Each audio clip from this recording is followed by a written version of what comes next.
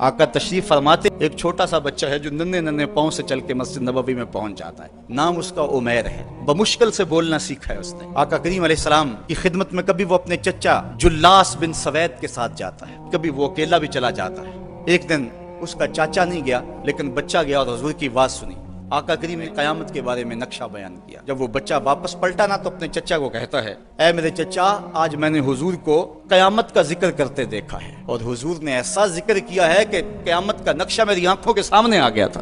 لیکن اس کا چاچا جلاس بن سوید ازلی بدبخت تھا. اس نے کہا, اللہ کی قسم اگر محمد سچا ہے نا تو ہم گدھوں سے بھی پھر گئے گزرے.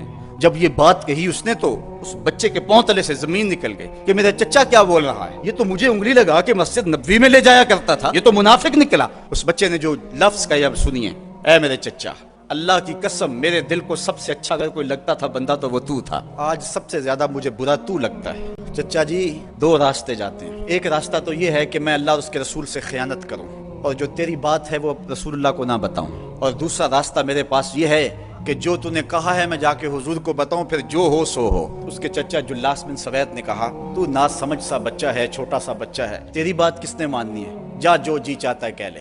وہ بچہ اٹھا اور حضور کی مجلس میں پہنچ گیا.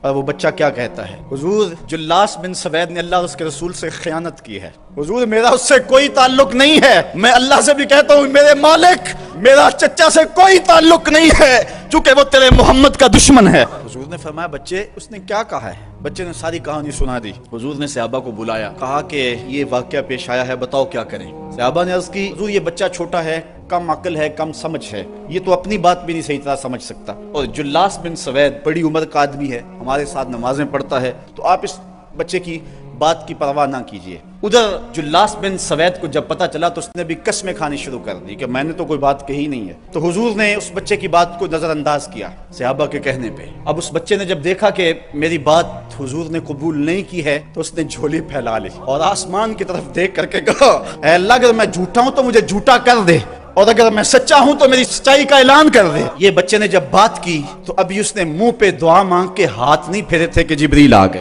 اور سورہ توبہ کی آیت نازل ہوئی, یہ قسمیں کھاتے ہیں کہ ہم نے یہ بات نہیں کی ہے. محبوب انہوں نے اسلام لانے کے بعد کلمہ کفر بولا ہے, اس نے بات کہی ہے. تو اللہ تعالیٰ کے محبوب نے اس بچے کو اپنے پاس بلایا. خوش آمدید وہ بچے جس کی 7 آسمانوں سے اوپر رب نے بھی گواہی دی ہے. حضرت عمر رضی اللہ تعالیٰ عنہ کا دور آیا, انہوں نے حضرت عمیر بن سعد انصاری رضی اللہ تعالیٰ عنہ کو حمص کا گورنر بنا دیا, اور پھر جب وہ فوت ہوئے تو حضرت عمر روئے, فرماتے کاش کہ میرے پاس عمیر جیسا کوئی دوسرا آدمی ہوتا اور میں مسلمانوں کی محافظت کے لیے اسے مقرر کرتا. اللہ نے بھری بزم کے اندر اس بچے کو جھوٹا نہیں ہونے دیا.